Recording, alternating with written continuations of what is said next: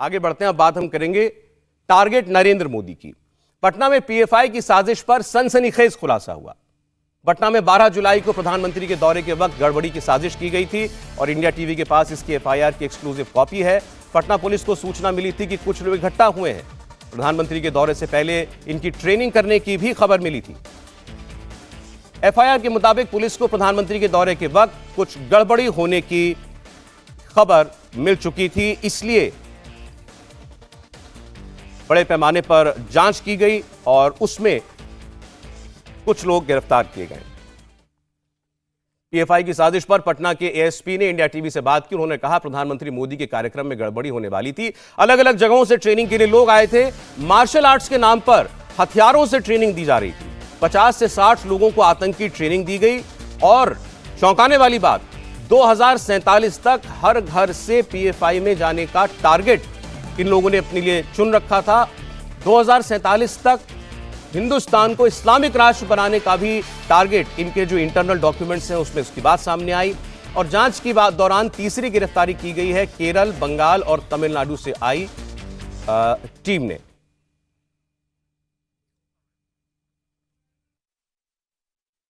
पटना में हिंदुस्तान के खिलाफ एक बड़ी साजिश का खुलासा हुआ है। हमारे साथ हैं एएसपी मनीष कुमार। ये बताइए सर कि किस तरह से इस पूरे मामले की जानकारी आपको मिली और कैसे आप लोग यहाँ तक पहुँचे? हमें पिछले प्रधानमंत्री महोदय के दौरे से पिछले एक सप्ताह से हमें बहुत सारी स्रोतों से सूचनाएं प्राप्त हो रही थी। उसमें नेशनल एजेंसीज भी है, स्टेट एजेंसीज भी है और हमारे जो सोर्सेज होते हैं उससे कि ईसापुर में कहीं पर एक बिल्डिंग में इस दौरे से संबंधित या इस दौरे को डिस्टर्ब करने के लिए एक आतंकी साजिश वहाँ पे हो रही है।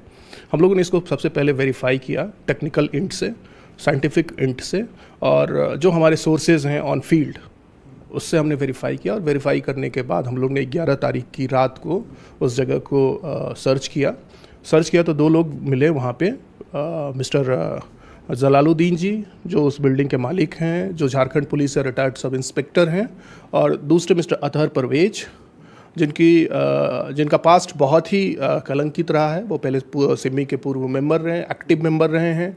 बिहार में सिमी रिलेटेड जितने भी केसेस हुए हैं उन सारे अभियुक्तों के वो बेलर रहे हैं।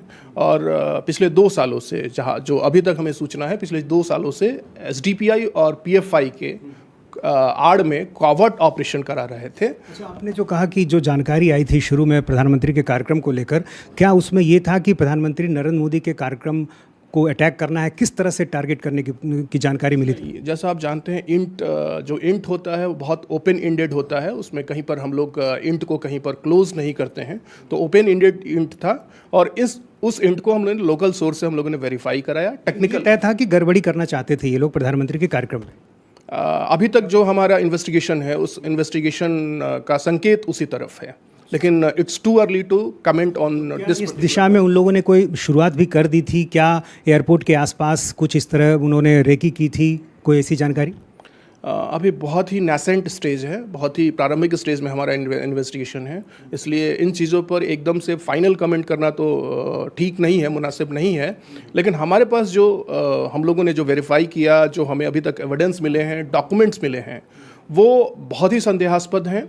और 6 और 7 जुलाई को केरला से, तमिलनाडु से और वेस्ट बंगाल से टीम यहाँ आई थी, लोगों को ट्रेंड किया है। और जो ट्रेनिंग है वो मार्शल आर्ट के नाम पर हुई, लेकिन मार्शल आर्ट के नाम पर ट्रेनिंग के नाम पर वहाँ पर तलवार से, चाकू से लोगों को सिखाया गया और उनको ये कहा गया कि आप अपने इलाकों में जाओ और इलाकों में जाकर के इन चीज़ों को लोग जितने भी गुमराह युवक हैं, जितने भी अशिक्षित युवक हैं, उनको मोटिवेट करो। मोटिवेट करके कोई प्लान उनका था, लेकिन चूंकि हम इस प्लान को बहुत सलीके से हम लोग इसको वॉच कर रहे थे, तो 11 तारीख ट्रेनिंग कहाँ पर हो रही थी? 6 और 7 जुलाई को ये ट्रेनिंग कहाँ? जलालुद्दीन के घर पे हुई? यस, जलालुद्दीन जी का जो घर है उस घर में जो ऊपरी मंजिल है उस ऊपरी मंजिल पर ये ट्रेनिंग हुई थी। उन्होंने अब तक कितने लोगों को रिक्रूट किया था, ये सब जानकारी मिल पाई होगी? अभी तक जो हमारे पास सूचना है उस हिसाब से हमारे पास 50 और 60 लोगों की लिस्ट है।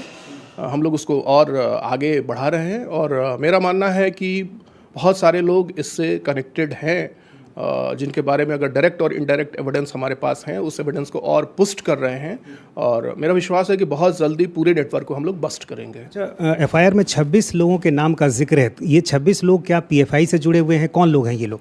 ये जितने भी 26 लोगों की आप बात कर रहे हैं वो 26 लोग पीएफआई और एसडीपीआई का कॉवर्ट ऑपरेशन कर रहे हैं और इनमें से मैक्सिमम लोग, सबकी तो बात नहीं कर सकते हैं, बट इसलिए कुछ लोगों की उम्र 25 से 30 साल है और सिमी हम लोगों ने बैन 2001 में भारत सरकार ने किया था।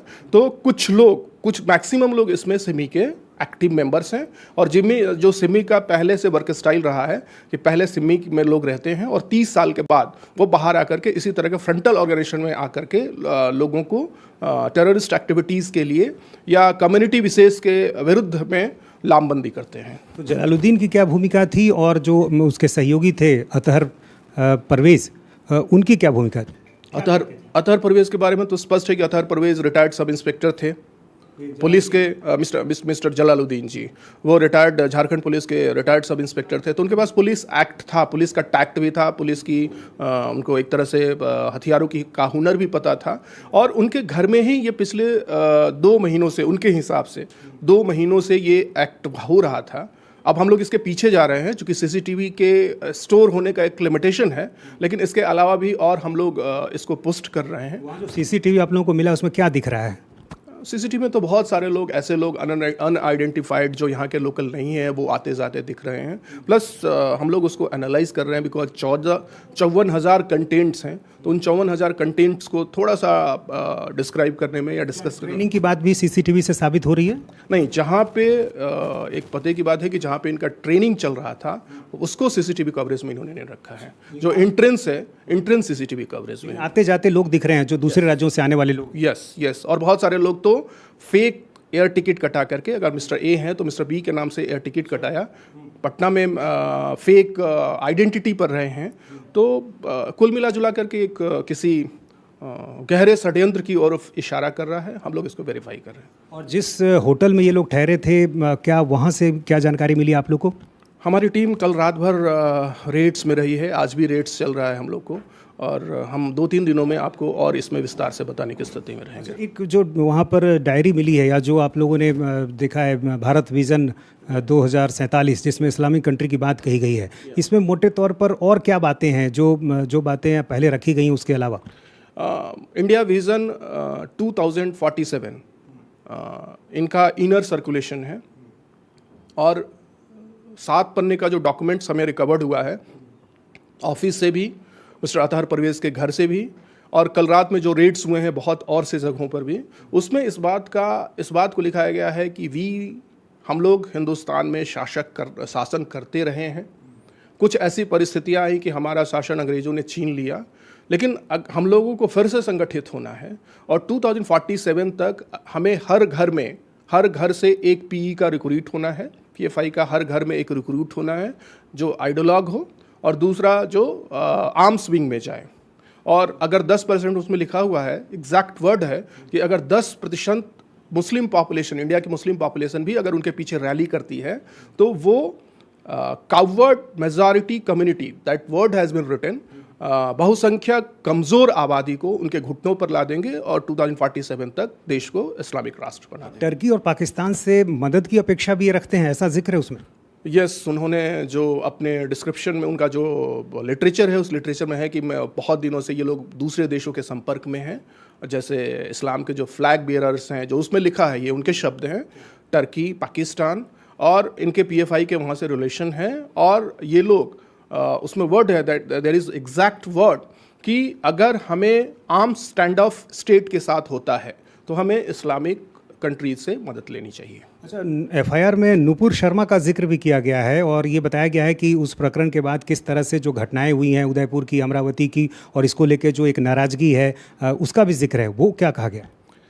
नुपुर शर्मा जी के बयान के बाद जो प्रकरण हुआ, उसके बाद राजस्थान में उदयपुर में जो घटना हुई, उसके बाद अमरावती में जो घटना हुई, कहीं ना कहीं इनके कॉल लॉक्स उस तरफ इनको संबंधित कर रहे हैं। और उसके बाद जो एक हेट्रेड का माहौल बनाया गया था, उस माहौल को ये लोग चाहते थे कि और ज़्यादा फैले और लोग ज़्यादा रेडिकलाइज होकर के इनके तरफ आए। क्या आप लोगों को ये भी जानकारी मिली कि काफ़ी संख्या में इन्होंने रिक्रूटमेंट कर लिया है, बहुत सारे युवकों को जोड़ लिया अपने साथ? इट्स टू अर्ली टू से, लेकिन स्लीपर सेल्स और रिक्रूटमेंट्स हुए हैं। अच्छा, फंडिंग कहाँ से होती थी? ये भी आप लोग की जानकारी में आया कि 83 लाख रुपए जो हैं इनके अकाउंट में मिले हैं। किनके अकाउंट में मिले और ये पैसे कहाँ से आए? जो फाइनेंशियल ट्रांजैक्शन के ट्रेल्स हम लोगों ने वेरीफाई किए हैं, वो ट्रेल्स अजीबो गरीब तरीके से रहतर परवेज, जिनकी उतनी आर्थिक हैसियत नहीं है, 40 लाख, 30 लाख, 13 लाख के अगर इकोनॉमिक ट्रेल है तो वो संदेहास्पद है। और वो एक विशेष बैंक से, जो बैंक, उस बैंक का नाम लेना मैं अभी नहीं चाहूँगा अनुसंधान के हित में, उस विशेष बैंक से ही ट्रांसफ़र हुआ है। तो ये दूसरे देश से ट्रांसफ़र हुआ? मैं अभी नहीं कह सकता इसका, लेकिन इतना ह्यूज अमाउंट अगर ट्रांसफ़र होता है, कितने दिनों में हुआ?